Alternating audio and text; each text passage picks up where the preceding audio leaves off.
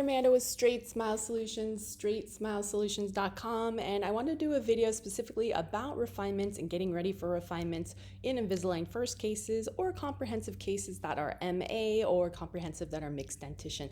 So I have a separate video for refinements for adults and what you'd need. These are the 5 things you need for Invisalign first, Invisalign MA, whether it's comprehensive or first, and mixed dentition cases. So first question is, what aligner are you currently holding on? You're gonna need that information in order to input it into the plan, but you should know what it is. If you're working with us to help you submit it, we're gonna ask for this. We need to know because we gotta fill it in. 2, did you take off the attachments or buttons, or are they still on? And that is also a section in the submission that you're gonna have to answer every time. You should know the answer to this.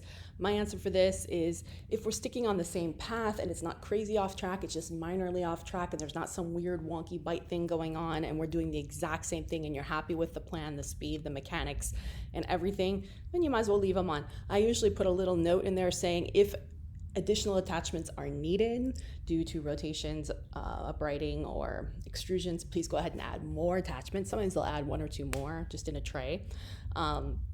Always good to have that option, unless if there's some case you're mailing the aligners to the patient. Well, then cannot. But I usually add that. But if you took them off, then you click the first button, which is virtually remove all attachments, put new ones on. I mean, it doesn't really matter, but sometimes it's just kind of a waste of time and for both you and the patient. Number 3, this is the main difference. Anytime you have a mixed dentition, an MA, or Invisalign first case, you need to be getting a lot of progress panos. Why? Because teeth are coming up. We need to see where we are. It may change the mechanics. Sometimes when things don't fit, it's not that the patient went off track. It's that there's a new tooth coming up and either the baby tooth is loose and kind of extruding and wonky or sitting funny, or the new one is just propping the tray up. So you kind of got to know, because you don't want to be ramming teeth into one another. I mean, we don't have x-ray vision, right? Number 4, this is my standard. You got to take occlusion pictures, because 50% of the time, in my opinion, Invisalign gets the occlusion wrong, even with the scan. You cannot go by that. This is going to be way more accurate if what you see in the mouth clinically matches the scan. Okay, don't just go by the scan. It's wrong a lot of the time.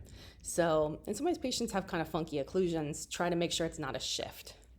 And lastly, it's always great to have the tracking photos with the aligners in, slightly open. I mean, obviously on an MA case, you're mostly going to look at the front one, but I like to know like how far off track we are, and if we're off track, is it compliance based or because there's a problem or a tooth coming in. That's what we need. All right, thanks so much.